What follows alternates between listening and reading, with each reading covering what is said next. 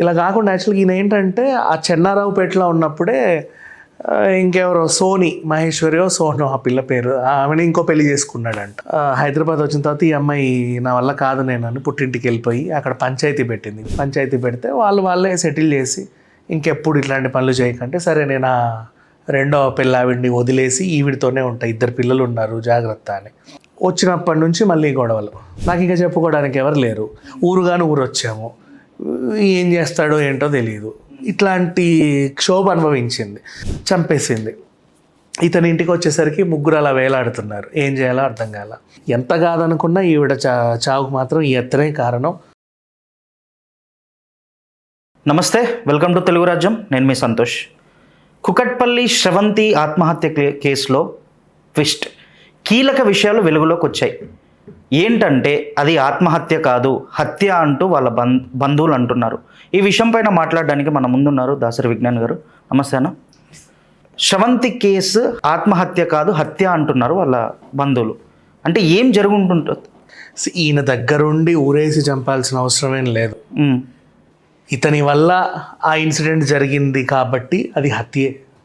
ఈ ఇంటెన్షనల్గా చేసినా అన్ఇంటెన్షనల్గా చేసినా అది హత్యే యాక్చువల్గా చెప్పాలి అంటే. ఇక్కడ ఏంటి, వరంగల్ చెన్నారావుపేట వీళ్ళది యాక్చువల్గా. అక్కడ ఏదో చిన్న తండాలు ఉంటాయి కదా, బోడ మాణిక్యం తండా నుంచి ఈ అబ్బాయి, చంద్రపేట తండా నుంచి ఈ అమ్మాయి. ఎప్పుడో 13 ఏళ్ళైంది వీళ్ళకి పెళ్ళై. ఈ అబ్బాయి ఏదో 13 ఏళ్ళ క్రితం వీళ్ళకి పెళ్ళయింది. 2 పిల్లలు, కౌశిక్, కార్తిక్, 10 ఏళ్ళు 8 ఏళ్ళు. అంతే. ఏదో బతుకు తెరువు కోసం హైదరాబాద్ వచ్చారు. మన కైతల్హాపూర్ దగ్గర కుకట్పల్లి పరిధిలోకి వస్తుంది. కైతల్హాపూర్ గ్రౌండ్స్ అని ఊకే ఫ్యాన్స్ మీట్లని, రాజకీయ మీటింగ్లు అవుతాయి చూడు పెద్ద, ఆ ఏరియాలో రాఘవేంద్ర నగర్ కాలనీలో చిన్న షెడ్ తీసుకొని ఉంటున్నారు. ఈవిడకు కూడా కొంచెం ప్యాషనెట్, అంటే ఖాళీగా ఇంట్లో కూర్చోవడం ఎందుకు, ఏదన్నా పని చేసుకోవచ్చు కదా అని మంచి చురుకైన అమ్మాయి. రోడ్డు మీద ఒక panipuri like fast food centre, చిన్న అవి సాయంత్రాలు ఏమైనా స్నాక్స్ అవి వేసుకుంటూ తను సాగిస్తూ ఉంది. అవును.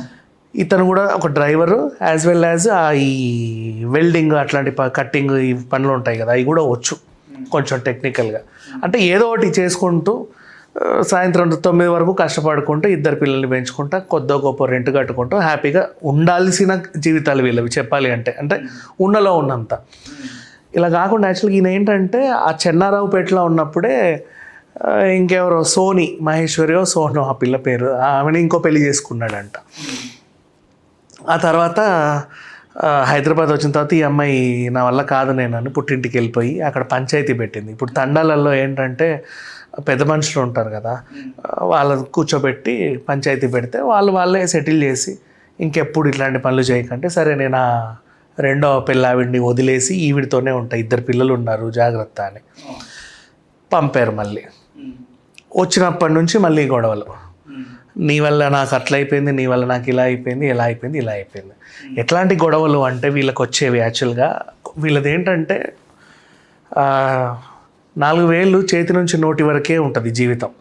ఓకే. ఈరోజు పని చేసుకుంటే ఇంత వస్తాయి, అదే మళ్ళీ నెక్స్ట్ డే, అదే మళ్ళీ నెక్స్ట్ డే. ఇప్పుడు నీ వల్ల ఏం జరిగింది, నువ్వు అలిగి పిల్లల్ని పట్టుకొని కొంచెం డబ్బులు ఖర్చు పెట్టుకొని పుట్టింటికి వెళ్ళావు, నీ ఫాస్ట్ ఫుడ్ సెంటర్ 4-5 రోజులు మూసేసావు, ఇన్కమ్ లేదు.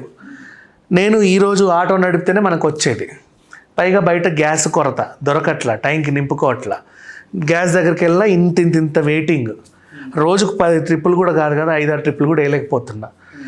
అయినా కొద్దో గొప్ప వస్తే ఆ డబ్బులు నేను దాచుకోవడానికి కూడా పనికి రాకుండా ఆ పక్కన వీళ్ళని అడిగి మరీ అప్పు చేసి మరీ నేను నీ కోసం ఊరు రావాల్సి వచ్చింది.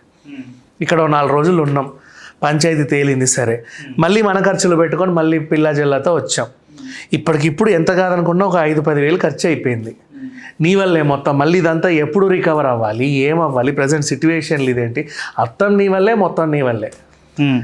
ఆమె ఏమంటది, అసలు నువ్వు సరిగ్గా ఉంటే నేను ఇవన్నీ చేయాల్సిన అవసరం ఏంటి, అంతే కదా, ఏ భార్యాభర్తల గొడవలైనా ఇంతే, నువ్వు సరిగ్గా ఉంటే ఇవన్నీ నాకెందుకు వస్తాయి, ఇదేంటి పిల్లల చదువులు తీసుకెళ్ళావు, అది చేసావు, ఇది చేస్తావు, నువ్వు ఏమనుకుంటున్నావు. ఈ ఆర్థిక పరమైనటువంటి ఇబ్బందుల వల్ల గొడవలు వస్తాయి వీళ్ళకి. అసలు అక్కడి వరకు ఆర్థిక పరంగా అంటే డబ్బు ఉన్నా లేకున్నా పర్లేదు, ఆత్మగౌరవమే ముఖ్యం అనుకునే వాళ్ళు ఊర్లోకి వెళ్ళిపోయి పుట్టింటికి వెళ్ళిపోతారు. ఈ సిట్యువేషన్లో ఘర్షణలు జరిగి నీకంటే ఆమెనే బెస్ట్, మొత్తం నీ వల్లే, నేను చేసుకున్నప్పటి నుంచే నా బతికిట్లా తయారైపోయింది, ఇలాంటి మాటలు మాట్లాడుతూ ఉంటారు. మళ్ళీ వాడికి వచ్చిన 500 ఇంట్లో వీళ్ళకి ఇక ఆ పూట 4 కడుపులు నిండుతాయా అంటే అవి కూడా ఇవ్వకుండా ఇంత తాగేసి వస్తాడు. ఇట్లాంటి సిట్యువేషన్స్లో బాగా అంటే పంచాయతీ అయినా కూడా వీడు ఇలాగే ఉన్నాడు. మళ్ళీ వెళ్ళి పంచాయతీ ఏం పెట్టను, ఇప్పటికిప్పుడు పోని పెట్టి వెళ్ళి పంచాయతీ పెడదామన్నా చేతిలో చిల్లిగవ్వ కూడా ఉండదు. చూసింది ఇంకా చచ్చిపోదాం అనుకుంది. ఇక్కడ వరకు భార్యాభర్తల గొడవ ఇది క్లీన్గా. ప్రతిసారి ఏమవుతుందంటే ఈ రీసెంట్ టైమ్స్లో పిల్లల్ని చంపి వీళ్ళు చనిపోతున్నారు. కొన్ని సంఘటనలు ఏంటంటే వాళ్ళకి పెంపుడు జంతువులు ఉంటే వాటిని చంపేసి వీళ్ళు చచ్చిపోతున్నారు. అంటే నేను లేకపోతే వీళ్ళని ఎవరు చూసుకుంటారు. మొన్న ఒక సీనియర్ సైంటిస్ట్ ఆయన ఇస్రోలో దేంట్లో పనిచేసే ఆయన వాళ్ళ ఆవిడ్ని చంపి చనిపోయాడు, బెంగళూరులో జరిగిన ఇన్సిడెంట్. సో ఇట్లా అంటే నా మీద డిపెండ్ అయి ఉన్న వీళ్ళు, నేను లేకపోతే వీళ్ళు ఉండలేరు. గట్కేసర్ ఇన్సిడెంట్ అంతేగా. సో ఈ రకంగా చూసుకుంటా అంటే ఇక్కడ వీళ్ళు కొంచెం ట్రాక్ తప్పుతున్నారు. బేసిక్గా ట్రాక్ తప్పకపోయినా వాళ్ళని చంపకపోయినా మానసికంగా చంపేస్తారు. ఇప్పుడు వీళ్ళిద్దరూ తల్లి చనిపోయింది, తండ్రి జైలుకి వెళ్ళాడు అంటే మానసికంగా కూడా వాళ్ళ మైండ్లు చచ్చిపోతాయి. ఆ స్టేజ్లో 10 ఏళ్ళు 8 ఏళ్ళు ఒక టైంలో ఏం తెలియదు, ఎక్కడికి వెళ్ళాలో తెలియదు, ఎవరింట్లో ఉండాలో తెలియదు. ఎవరింట్లో ఉన్నా గొడవలు అవుతూ ఉంటాయి. ఇప్పుడు ఆ పుట్టింట్లో ఉన్న వాళ్ళ ఇంటికి మీదకి వీళ్ళు వెళ్తారు, నీ వల్లే అని. వాళ్ళ ఇంట్లో ఉన్న వీళ్ళు వచ్చి గొడవ చేస్తారు. ఉంటుంది, గొడవలు అయితే ఉంటాయి. వీళ్ళు ఆ వాతావరణంలోనే ఉంటారు. చంపేసింది. ఇతని ఇంటికి వచ్చేసరికి 3 అలా వేలాడుతున్నారు. ఏం చేయాలో అర్థం కాల. ఇక స్థానికులు ఏం చేస్తారు, వీళ్ళ కోపం ఉంటుంది కదా, వెళ్ళి వాళ్ళ ఇంటికి వెళ్ళి నిప్పు పెట్టారు. పోలీసులు వచ్చి ఆపారులే, పెద్ద ప్రమాదం ఏం జరగల, ఇతని రిమాండ్కి తీసుకెళ్లారు. ఇది ఓవరాల్గా జరిగింది. అయితే ప్రతిదానికి చావే సొల్యూషన్ అనుకుంటున్నారు ఈ మధ్యకాలంలో. ఎందుకో తెలియట్లా, ప్రతిదానికి చావే సొల్యూషన్. ఎంత చిన్న ప్రాబ్లమే రాని, పెద్ద ప్రాబ్లమే రాని, శారీరకంగా మానసికంగా ఆర్థికంగా ఎలా వచ్చినా సరే లాస్ట్ ఒక డెడ్ లైన్ పెట్టుకుంటున్నారు. ఆ టన్నెల్లోకి ఎందుకు వెళ్తున్నారో తెలియట్లా.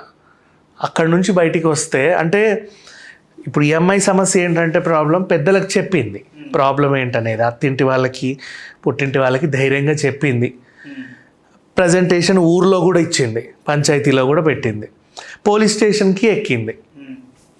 ఇన్ని చేసినా వీడు మళ్ళీ ఇలాగే ఉన్నాడు అని చెప్పేసి కోల్పోయింది. అంటే ఇంకెవరికి చెప్పుకోవాలి, నాకు ఇంకా చెప్పుకోవడానికి ఎవరు లేరు, ఊరు వచ్చాము, ఏం చేస్తాడో ఏంటో తెలియదు. ఇట్లాంటి క్షోభ అనుభవించింది. ఆ క్షోభ అనుభవించింది అంటే రోజు వీడు పెట్టే టార్చరే కదా. ఇతను హాయిగా వచ్చి వండింది తినేసి తాగినా తాగకపోయినా మూలకు పడుకొని పిల్లల్ని పలకరించి పొద్దున్న లేచి వెళ్ళిపోతే ఎవరికి ఏ ప్రాబ్లమూ ఉండదు. నిజమే.